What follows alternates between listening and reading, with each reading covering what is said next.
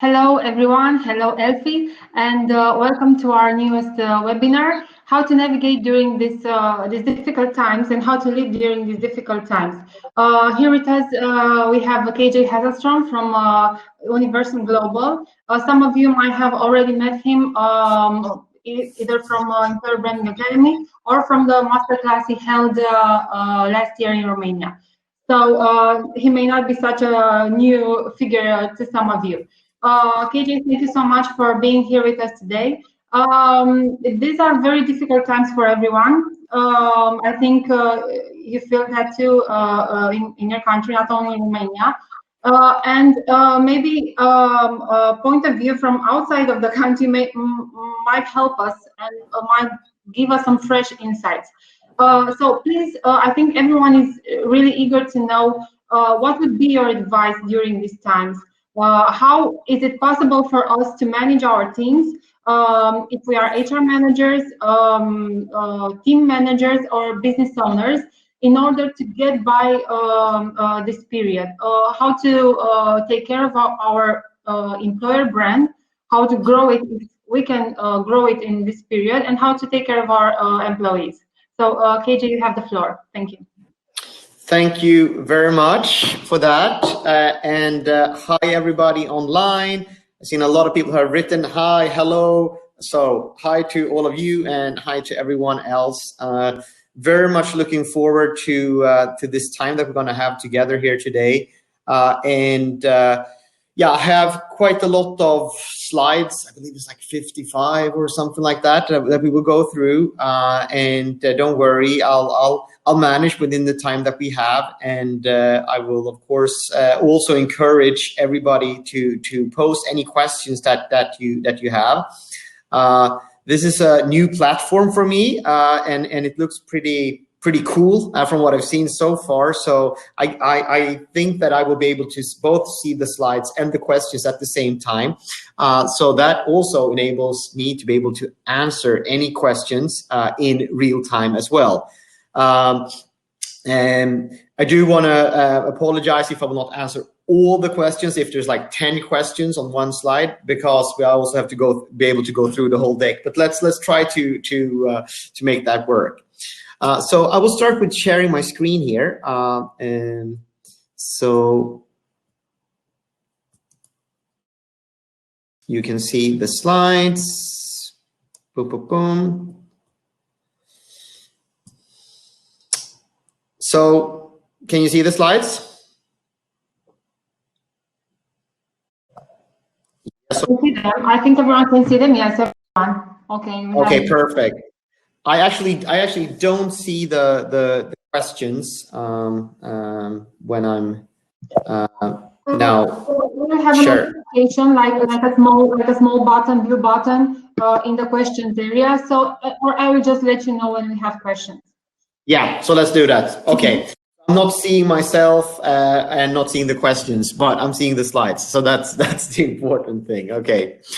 Good. So employer branding in uncertain times, that's the title of today's webinar. And yep, looking at the date, oh my God, it's already end of April. And that's kind of crazy when you think about it, time flies.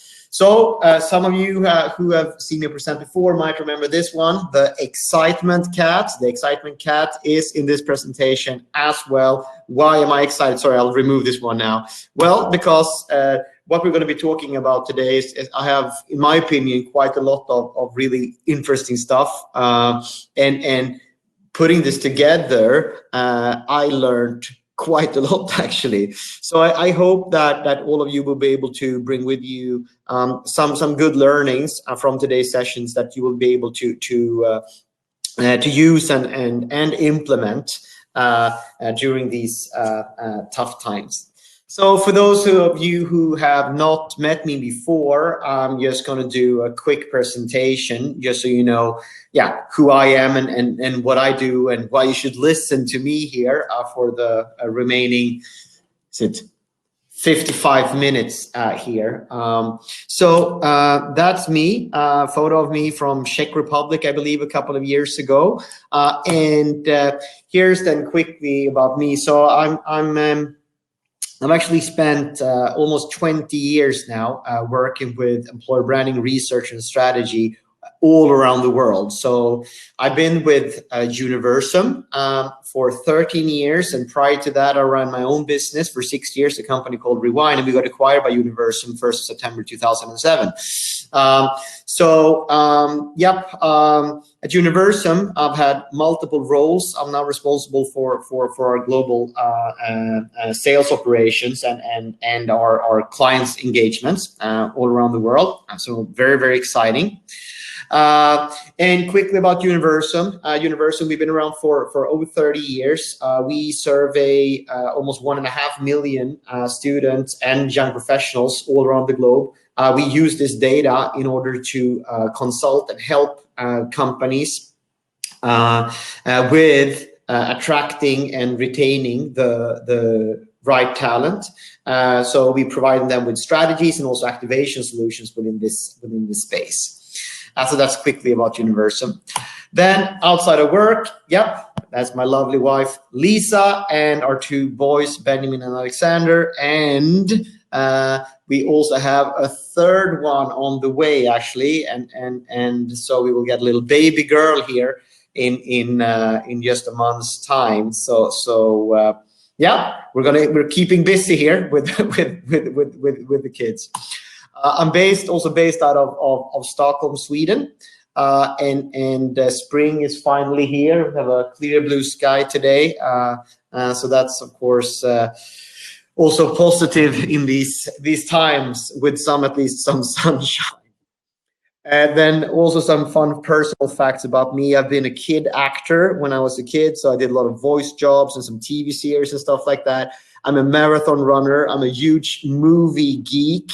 And I'm also very much into music and listen to a lot of music, and also play actually the guitar, and I have a band as well. So that's some secrets about me as well.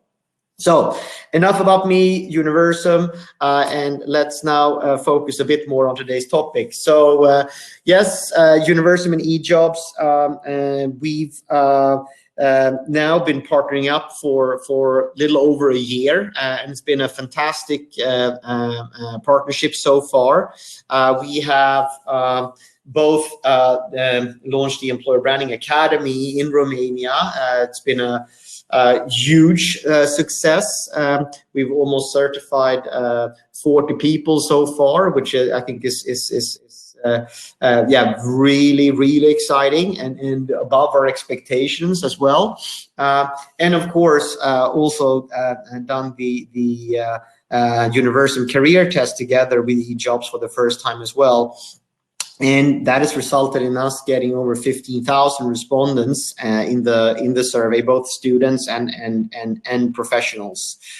And we've also, like I said, certified some people, and here are just some photos of some of the people that we've certified. Maybe 1 or 2 of you are also in this call. In that case, if you are in the group to the right here, great to see you again online at least. So before we get into the dynamite, the really exciting stuff here today, with some data points and some learnings, and for the economic downturn, I was also asked to include just a couple of slides just in general on some global and Romanian employer branding trends. So if you've seen this before, or if you're more eager to hearing about the economic downturn, we will get to that in 5 or 6 minutes or something like that. So I'll keep this quite short, just so you know. But this is really exciting stuff, of course, as well.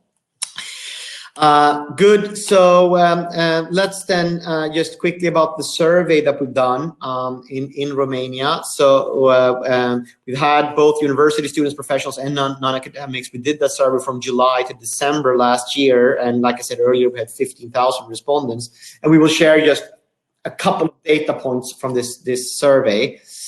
This is what we call at Universum the drivers of employer attractiveness, and this is the framework that we use when we both assess what talent find attractive in a company, what they associate with the companies that they want to work for. And this framework is quite fantastic, actually, because it gives us a three-dimensional view, kind of. So we basically can compare what's attractive, what's associated with an organization, what's associated with their competitors. And by doing that analysis, we can actually pinpoint, what the company should be focusing on. So very exciting. And here we just wanted to quickly share the top 10 preferences among business students on a global level. So this is based on the 12 largest economies in the world. And here you can see it's high future earnings, followed by professional training and development, and then secure employment. I think that there's probably a couple of surprises when you look at this. First, the high future earnings. Actually, I mean, that remuneration element is the number one. I think a lot of people would probably have guessed, without looking at data like this, that it probably it would be things like more connected to the culture and so forth. But it is important. I do want to highlight that it's future earnings, so it's not necessarily like getting a high salary or bonus right away, but it's that future potential. Then the professional training and development, something that is extremely important in all the different target groups that we're looking at. This is just the business students, and then we have the secure employment, which is number 3 here.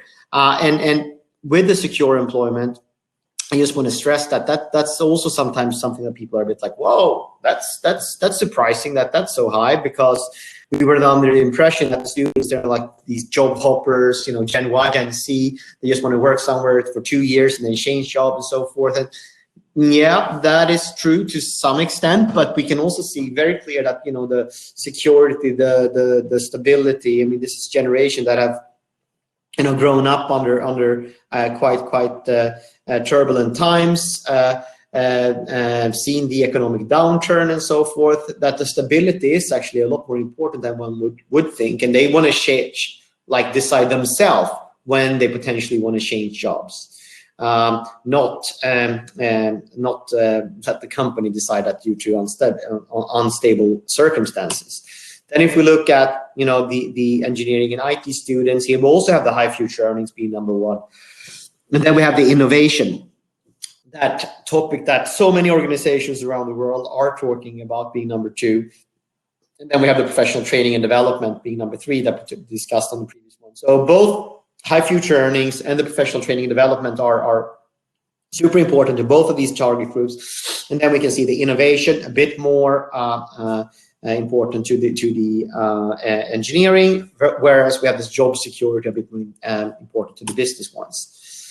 And then also we've looked at the preferred industries on a global level, also a bit interesting. So we can see among the female business students, we have management and strategy consulting, followed by financial services and media and advertising, whereas among the male business students, we have financial services, followed by management and strategy consulting, and then banks.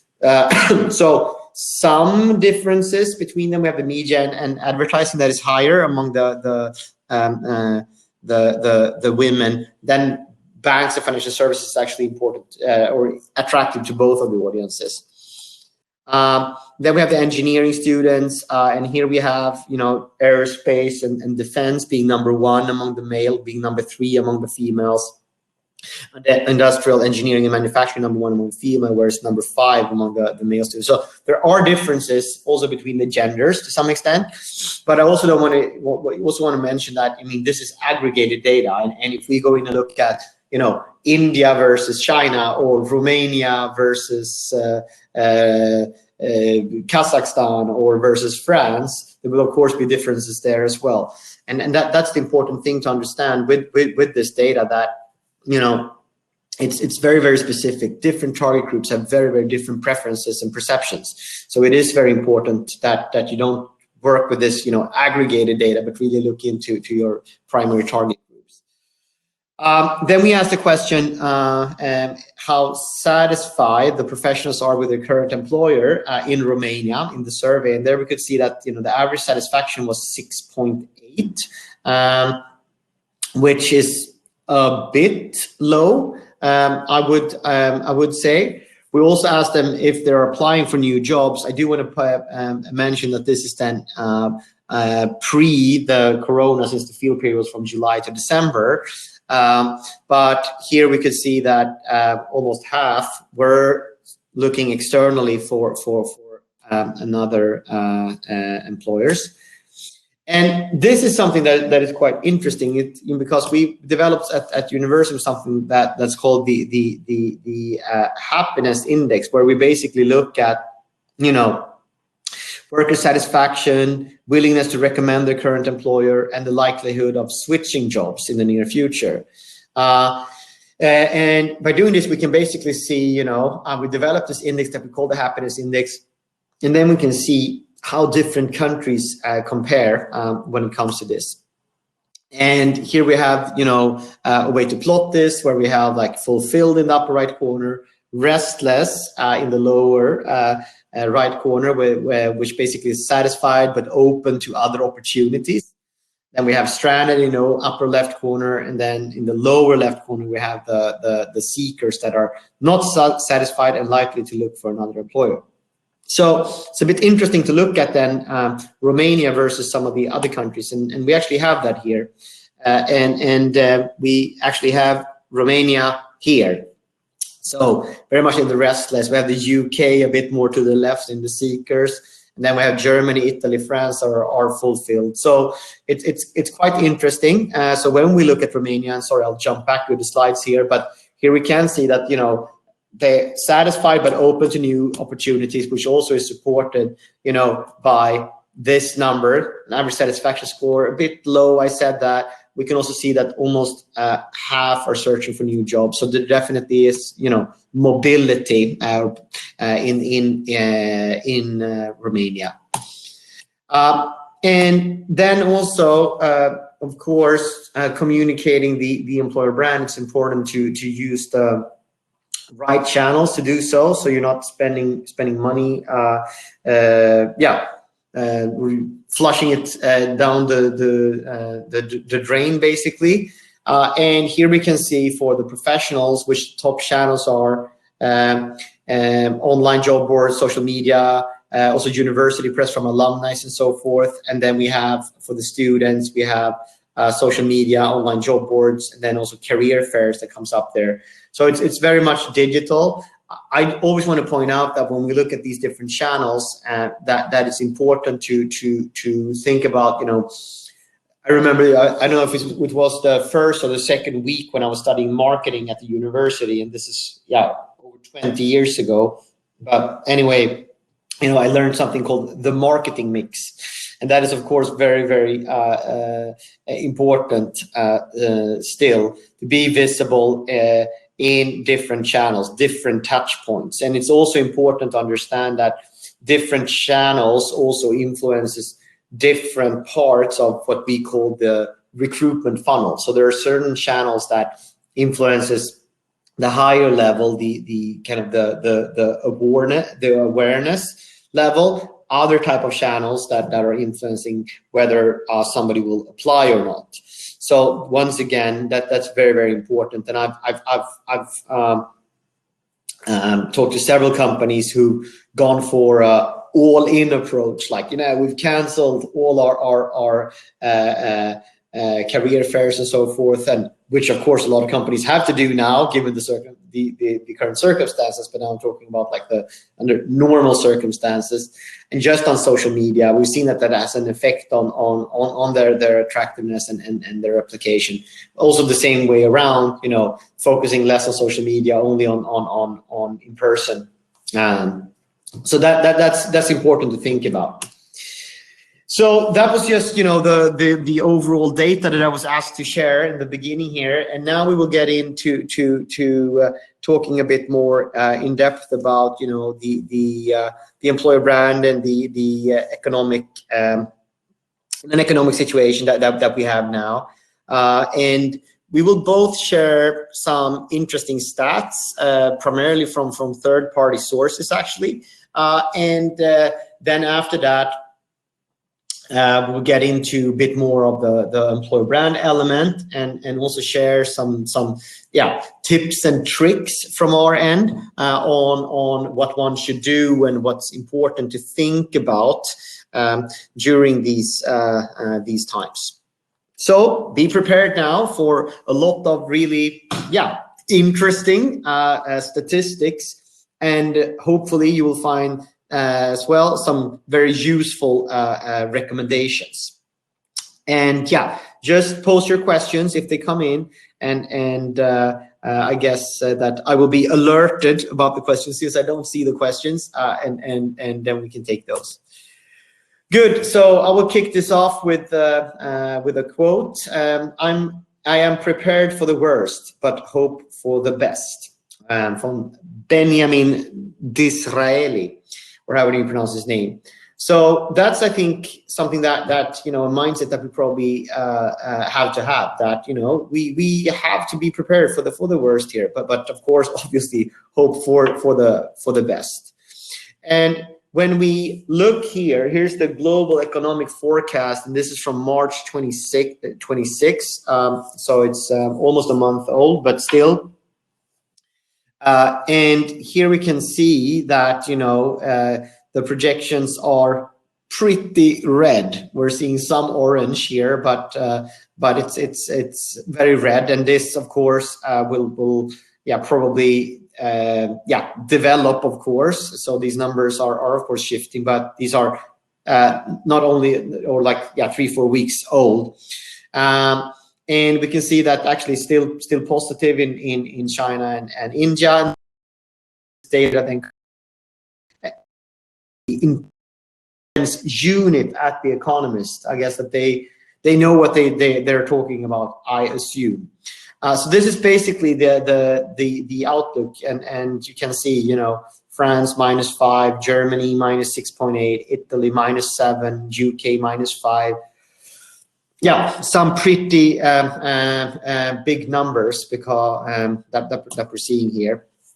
And another quote here from Diane Swank, the chief economist at Grant Thornton. It's not just that we're slowing down things, we're actually hitting the pause button, and there's no precedent for that. And what we're seeing here, here you can see basically, and this is from the Oxford Economics report, also from late March. And here you can see the GDP growth, both the expected GDP growth, both for you know, pre-corona, the current baseline, and then the downside scenario. This is quite interesting. So you see China, that they had, you know, projected almost 6% growth. And with the current baseline, they're down to almost 1%, but with the downside scenario of -1. You can also see the Eurozone, and here we were a bit modest. We're a bit more modest in terms of the pre-corona baseline, but here you can see, you know, the current baseline is over -2, and the worst case, or downside, not worst case, downside scenario is at -3. So quite drastic changes. You also see the US here as well. Here you can also see the GDP, and looking a bit in the rear view mirror. So here we can see, you know, the last economic downturn, of course, where we had a big drop.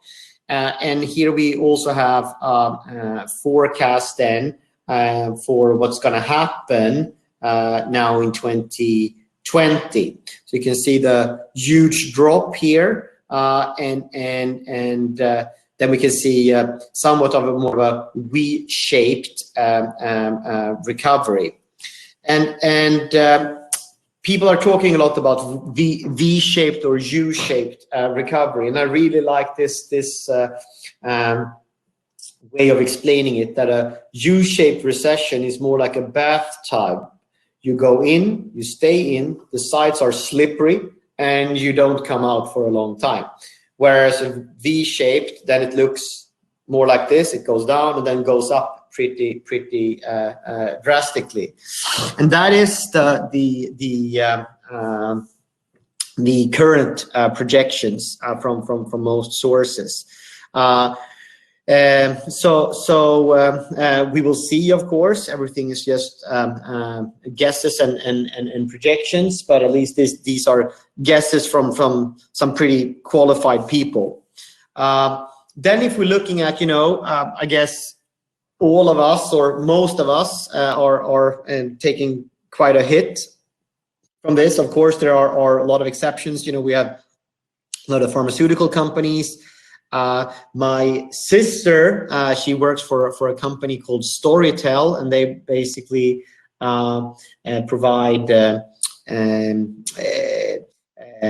audio books and reading through cell phones and so forth, and ebooks basically. And of course they're doing really well. I think Netflix, they've had, like, you know, of course, the best months ever. So of course there are industries that are not being that are, you know, contributing from this terrible crisis. But here you can see some key industries, and according to McKinsey, kind of which one will have the, you know, longest and shortest time to restart. So, you know, if we look here, we have, you know, the aerospace and defense, and there the estimated global restart is Q3, Q4 2021. Air travel Q1, Q2. You can also see the average change in stock price. So for the air and travel, it's minus 51%. Insurance carriers Q4 2020, oil and gas Q3 2020, automotive Q3 2020, and for apparel and fashion and luxury goods Q2, Q3 2020. So then I guess, like, buying new expensive handbags and new suits, etc., is not top of mind for people right now. But according to McKinsey and the projections, that's going to start picking up then in Q2 or possibly Q3. But once again, we'll see. This is also projections then from the end of March. So pretty interesting to see it like this.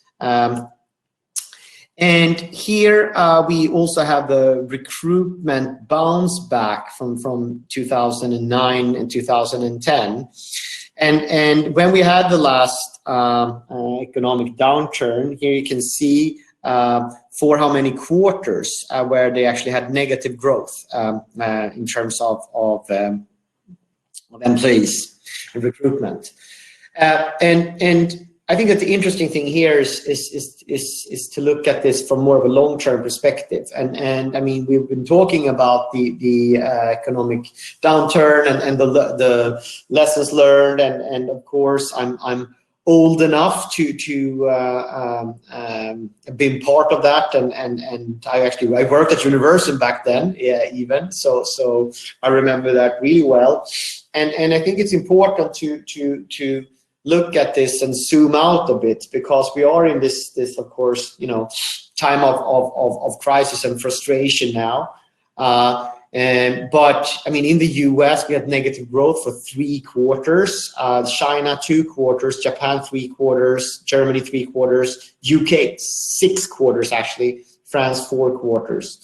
So in some of these markets, we're talking about 2-3 quarters with negative growth. And we also saw that the projection now was that we are going to get the V-shaped scenario. And you can see that back then we had a bit more of a U-shaped recovery, a bit more of a U-shaped recovery. So I think that I mean, just looking in the rear view mirror combined with the forecast, I think that we can probably expect a quicker bounce back than what we're seeing here.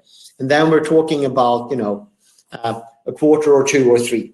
That's what we're looking at. And I will be talking a bit more about, you know, the employer branding strategy and you know, what's important to think about, etc. A bit later. But I mean, that's probably what we're talking about. I mean, I'm not the, you know, chief economist at the intelligence unit at The Economist, but just looking at these numbers, I mean, that's the conclusions that we can draw from it. And then also looking at the US, and here you can see the graduate recruitment in 2009 and 2010, and then we also have some numbers from the Eurozone as well. And despite severe recession, graduate recruitment and employment contracted by only 10 to 12% in the US and the Eurozone between 2008 and 2013. So when we look at that time span for 5 years, actually it only went down with roughly 10%, actually. So that's also something that is quite interesting, that, when we, rewind the tape and we go back, in 10 years-ish in time, we can see that, the graduate recruitment basically went down 10%. So what to do about it? So now we've been looking at these numbers, and hopefully you were able to take a note or two of some of these quite interesting stats. And I think that the main messages that I wanted to get across here is that, we're probably going to see a V-shaped recovery. And looking back at the previous economic downturn, where we had somewhat of a more U-shaped one, I think what we're talking about, the time to recovery from a recruitment perspective, we're talking about a couple of quarters. So here, I actually inserted this slide just before the webinar, and it struck me that this is a pretty good way of describing it, according to me at least. I hope you agree that when it comes to the employer branding and the recruitment strategy, and then you kind of going to market to talents, we can see that, this is not something that you just, turn off and turn on. So from an employer branding perspective, it's extremely important to keep the visibility throughout these troublesome and strange times that we are having. And I will give you some examples on that, but we've seen that historically, and I don't want to call out any companies now, but we saw that in the last economic downturn, how some companies, some really big ones, just like boom, shut down, and it took them many years to recover. Of course, you probably have to adapt your messaging and the tone of your messaging, and we'll talk about that as well during these times. But in our opinion, it's foolish to just turn off and turn on the employer branding efforts. But you need to think about maybe perhaps the tone. Here's another good quote. I've learned that people will forget what you said, people will forget what you did, but people will never forget how you made them feel. So that's a pretty strong quote as well, and a quote that we think is a pretty good intro to talking about, how active and what one should say during these cases.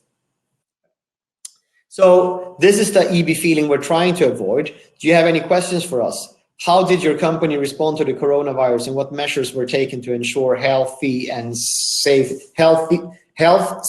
security for your employees? And then you have their Reese Witherspoon. I believe this is from Legally Blonde movie, or maybe Legally Blonde 2. I've seen them both. Don't ask me why. Let's leave Reese Witherspoon aside here. But so that, going back to the quote that we looked at on a previous slide, I mean, think about that. These are questions that's going to come up, and there's a lot of companies, and now this is more from a corporate branding perspective, but we'll talk about it from an employer branding perspective as well. Here we have some examples from our colleagues in the US, and here we have, from Guinness, from Hyundai, Blue Cross, also the city of Las Vegas, of companies taking a very clear stance in these times of crisis and communicating. And also like some Microsoft, etc., and kind of extending this to the employer branding communication as well. And here are also some other examples from Bulgari, from GE Healthcare, and some other 3M, etc. Some other examples of showcasing kind of, you know, what we're doing during these crises. And of course, this gets a lot of focus on the crisis, but it's still featuring employees. It's still saying something about the company. So once again, like that I talked about many times, you know, people don't want to see this, you know, glossy type of communication. They want to feel authenticity. They want to feel that, you know, you're talking to them. And I mean, you know, we have these nowadays, right? They have a pretty okay camera in them. So use them, create stuff, and communicate. And here's some, you know, I don't want to say lessons learned, but here's some observations from our colleagues in China at Universum, and kind of trying to summarize how they seen the communication shift. I'm not saying that that's going to be the same thing in Europe and in Romania, but at least what they've seen, how it's developed since they kind of were hit with this a bit earlier than the rest of us. So what they could see that it was started, you know, in the start, it was like the content focused on corporate messaging, donation to the government, the society, frontline employee stories, then showcasing how the companies support their employees, customers, and communities while working at home. And then the content is now focused on employees' welfare, showing the working environments along with masks, sanitary stations, etc., that companies are providing for employees. So that's kind of how we've seen that the communication has somewhat developed in China that had the outbreak first. So just wanted to share that with you. And I think, like, you know, yeah, we have shaping up as the title here, that this, you know, this is the moment of truth for the employer brand and people management. You know, it's important to listen to your people and from an employer brand perspective, I mean, show people that you are there, that you care, you are having a positive outlook for the future, you know, the post-corona times. Be visible, don't turn off that light switch. I will say that so many times, so you will be tired of hearing about the light switch, but hopefully that will, you know, stay with you after the webinar. Then make a virtual recruitment tools. I mean, that's also something that you know, highly wanna you know, recommend as well. I mean, there's, you know, tons of fantastic tools out there, and that you can use for recruitment, but also for employer branding. And I will talk about that a bit later. And it's, you know, it's amazing, you know, how we're seeing the appetite. We actually had a global advisory board at Universum yesterday afternoon. It continues this afternoon, actually. So it starts at 2 to 6:30 today. And there we had 73 people from all around the world, actually, from the US, from Hong Kong. It's quite late for them, being participating in our advisory board, giving recommendations on our business, sharing what they are doing these times of crisis and so forth. And there's a lot of fantastic initiatives ongoing. Maintaining engagement, that's of course also extremely important. That's both internal and external, and there's, you know, a number of great ways that one can do that, and I'll share some examples a bit later. Retaining and attracting the critical talent. Yeah, critical talent, because I know that many organizations, they are, you know, letting people go, there are cutbacks and so forth, but there's still a need for many organizations to recruit certain specific type of talent. And you know what? You're not alone when it comes to these certain critical talent groups. So it was also very clear from the last economic downturn for these specific groups, it gets harder than ever to recruit them during these times of crisis. So that's also why it's so important to then not turn off the light switch, because you will have to recruit these people anyway, no matter what happens. And if you can't do that, of course, also explore agile gig resourcing as well. That there's, a lot of consultants, etc., part-time people that you could hire as well, and that a lot of companies are doing.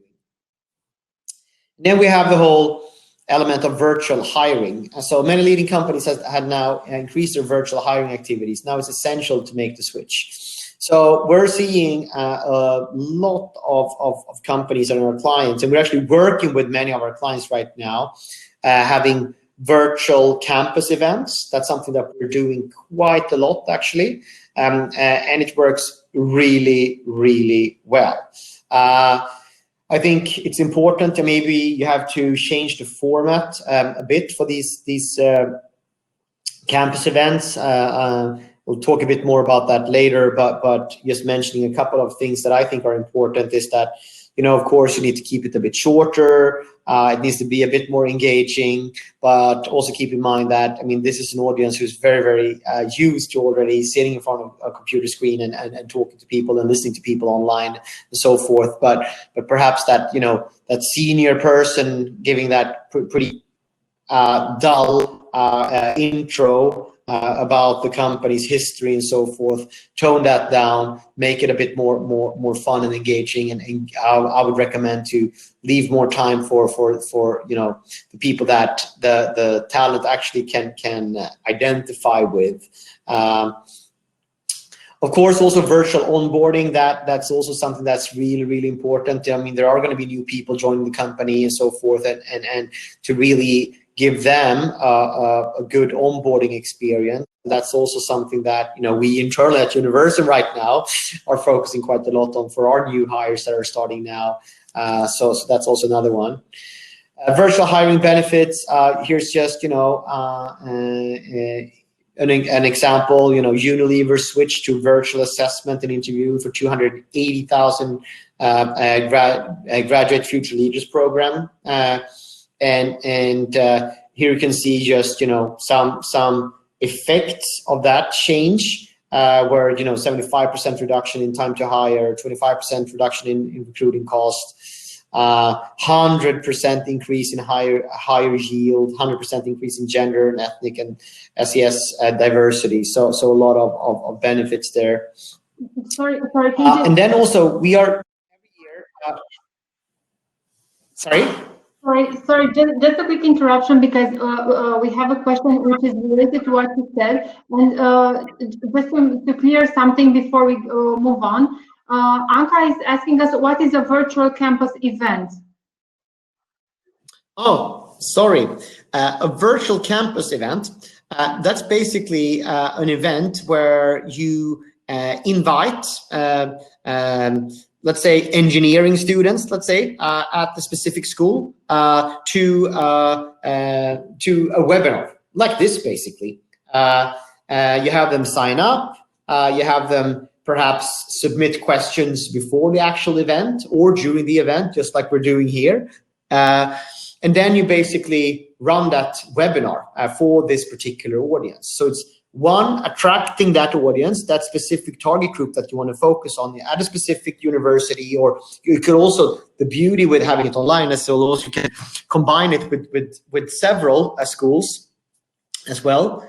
Have people sign up, send out the invitation, run a session like this with multiple people from your end and so forth, and answer questions. So that's basically a virtual campus event. So basically exactly the same thing as many of you are doing when you go out on campus and present your company, but you're doing it online. The difference is, of course, that you also have to not only prep the slides and have the people participate from your end, but you also have to recruit and see to that people sign up for the event. So that's what that is. Thank you. Clarified it. Then every year, we at Universum, we're doing a survey called the Universum Global EB Now survey, and here are some preliminary results actually from March. And here, and of course, this can have developed now in the month of early April before we close the survey.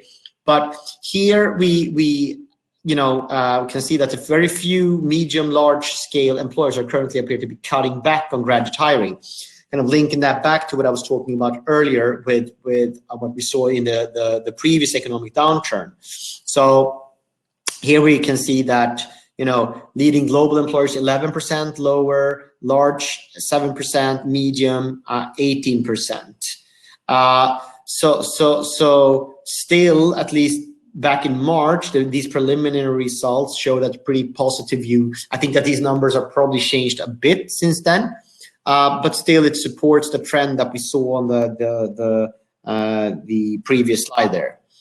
So virtual campus hiring, I promised to talk a bit more about that. So most immediate need to replace on-campus activity with virtual events. What's important to think about, like I kind of already brought up, is to, before you put this event together, really think about who is the target group for this. And then what you need to do is to go out and source those candidates. Of course, the beauty of doing this online is that you can mix several schools together in one event instead of just having it at one school. So that's a good thing. Also important to choose then a platform that is easy to use, etc. And like I said earlier, keep it personal and direct, and mix seniority with peer group ambassadors. So, I think don't forget that just because it's a big webinar, etc., that, keep it, human, and it's not a problem if if you see somebody's kitchen in the background, or if it's a bit, personal, that's fine. It's actually just good. Also very important to let people ask questions, and then of course also to follow up. Yes, time is running fast when you're having fun. Wow, I could probably have spoken for another hour or so, but I will continue with the slides here. We have another 12 minutes, and just post any questions that you might have. So here you can see maintaining engagement. Percentage of employers reporting decline in employer engagement from 2008 to 2010.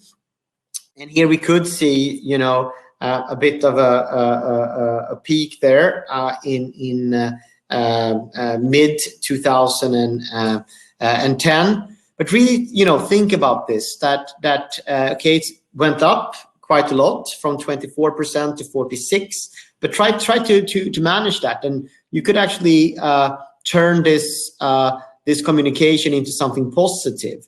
And yeah, just another quote here before I'm going to share a pretty interesting example with you. In a world where the economy slows down, productivity and work simplification have to. So while we want to add more benefits and well-being programs at work, let's first focus on making the work experience good. And that's why, the whole, remote working experience, it's so important. And there are, this is probably a webinar in itself just to talk about this, but I mean, there are, a couple of things that are super important for all of you to think about. And that's, the structure, how are we going to do with the cross-functional teams and so forth, people. It's even more important for the leadership to show direction and kind of connect and fuel the organization with energy. Probably have to change some of your processes, and then of course have to ensure that the technology works as well.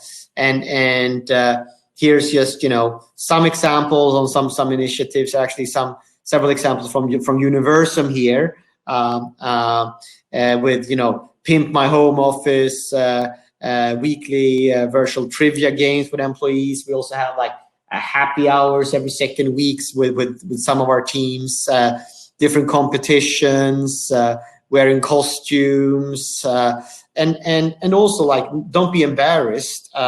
Like, many of us have kids at home, or, cats and dogs, whatever. It's fine. It's the same situation for everybody. That, nothing to be ashamed of. And just a tip from me as well, like, just try to think about, like, what can you do differently when you present your teams and so forth. And what I did yesterday, we had this town halls. So we're having these bi-weekly town halls at Universum for all our staff around the world. We're 220 people globally. And what I did yesterday was I didn't have any slides. So actually I just made drawings on pieces of paper instead.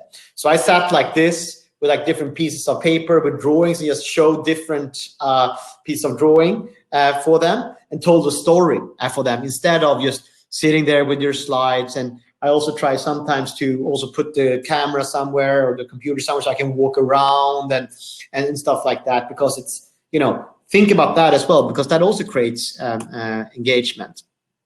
Then, of course, some of you might have seen the Kubler-Ross change curve before, where you go from, shock to the denial, frustration, depression, experiment, and then decision. And if you look at this from a company perspective, I mean, it's like, important in the beginning, in touch comms, demonstrating care, identifying needs, monitoring morale. Then when you get into the turnaround comms, problem solving, agile innovations, sparkling engagement, then on track comms, then with returning to performance, aligning with new goals and realities, and recognizing change champions. And I think all of you can probably recognize this kind of work. I assume that most of us are now on the upward curve here, with the on our way to the on track comms. And here's just an example from Coca-Cola Hellenic Bottling Company, a company that I've actually worked quite a lot with myself over the years. And here's just an example what happened for them during the last downturn. And they reduced their headcounts and introduced a wage freeze as well, but they actually made significant gains in employee engagement and advocacy during these times. So here you can basically see their employer value proposition, and then, when they, throughout the previous crisis, have communicated, done a tremendous job, internally. Actually, in 2010, you can see there's pluses everywhere here, and everything is in green except one. We enable people to realize their full potential, which still has grown with 9 percentage points. So pretty interesting to see that, you can actually, despite letting people go, freezing bonuses, wage increases, and so forth, actually achieve this. And a couple of quotes: a recession will only serve to reinforce the need to find or develop talent with scarce skill sets that will help organization weather the storm. While general hiring declines during recessions, hiring and retaining critical talent tends to get more difficult than easier. That's what I talked about earlier. And really, define and prioritize those critical target group, and identify what their attraction drivers are, and how you can deliver on those, and really, focus on this target group during these times. So a couple of wrapping up slides for me before we have a couple of minutes then for any additional questions. And the first one is like, silence creates conjecture and fear. That's super important. That goes back to that light bulb and light switch that I've been talking about. If you don't say anything, that will lead to confusion, question marks, etc. So keep on communicating. Acknowledge reality. Be pragmatic, calm, and honest. I think that's really important, to be really transparent in your communication, and acknowledge the reality, and really show the exercise. Yeah, the next bullet point here.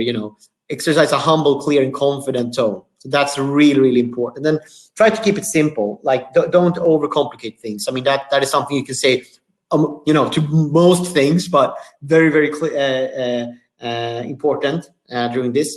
Positivity breeds positivity. I think that's Also really important. Think about that. Leverage employees and customer for stories. Of course, I mean, that's always something you should do, but definitely in these times. And from an employer branding and HR perspective, stay closely connected to your communications, PR, and brand teams. You know, that things are moving quite fast, and you guys need to be aligned. Then key Universum Insights. I think this is the last slide I have, and then it's like, you know, trying to summarize some of the things that I've said here. Recruitment activity likely to contract during the foreseeable future. Significant pressure on employee engagement and performance. It's a moment of truth for the employer brand. There's an urgent need to switch to virtual hiring and onboarding and events. Increase both the internal communication and listening, and I would also add here in the external as well, or at least maintain the external. Keep faith in your EVP and core values as best you can, and ensure sufficient focus on critical talent retention and attraction. Don't forget those key target groups that you still need and will continue to need. So those were the slides that I had. Wow, time flew by. And I'll now stop sharing and see if we have any more questions here the last couple of minutes. We do have one more question before the platform throws us out. From Emilia.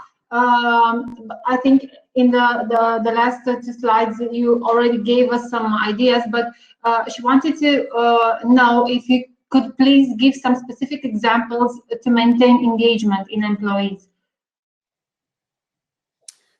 So internally to maintain engagement? Yeah. I think she's referring, especially during these times when employees tend to get a bit demotivated because of technical employment and so on. Yeah. So, wow, that could be a webinar in itself. And I only have 2 minutes here to answer the question before we get thrown out of this meeting. But okay, so a couple of things. I think it's extremely important for leadership and the management to be really visible and have a frequent and humble and transparent communication. That's really important. I also think it's very important to have daily check-ins, or maybe even 2 check-ins with the respective teams per day. So, for example, in one of my teams, we have a meeting at 8:30 and at 2 every day, where we basically just say like hi. So that's very important. It's also important to give more time to listening. As well, as a manager, to really spend time with your employees and, you know, finding out like, how are you doing? Like, is everything working well with your kids, etc. So that element is even more important. Also, what I was talking about, you know, with the positivity breeds positivity as well, and it's important for leadership to energize the organization. So I think that is also really important.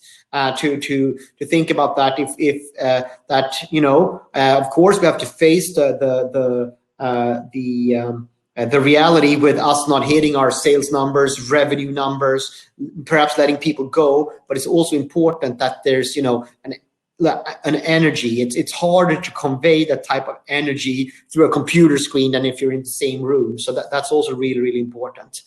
And then also, I think to share internally, to utilize the different, you know, if you have an intranet, or if you're using a workplace, which we are using at Universum, with people, you know, posting pictures from home, showing tips and tricks on working from home, sharing articles. That's also really important. And then these, you know, these things, virtual afterworks, masquerades, maybe, you know, bring your kids to the meeting day. Oh, okay, I can go on and on. I know it's 11 or 12 o'clock for you guys, 11 for me, but yeah, those are some tips and tricks. I hope that answered your question. Thank you all so much for being with us today. If you still have questions, even after the webinar ends, please send them, and I'll make sure KJ receives them. and he'll also send us the answers. Those were really interesting insights. I think we have something. Okay, yeah. Emilia was saying thank you. Well, thank you very much, KJ. Thank you very much, everyone, for watching us. See you next time. Bye. Thank you. Bye.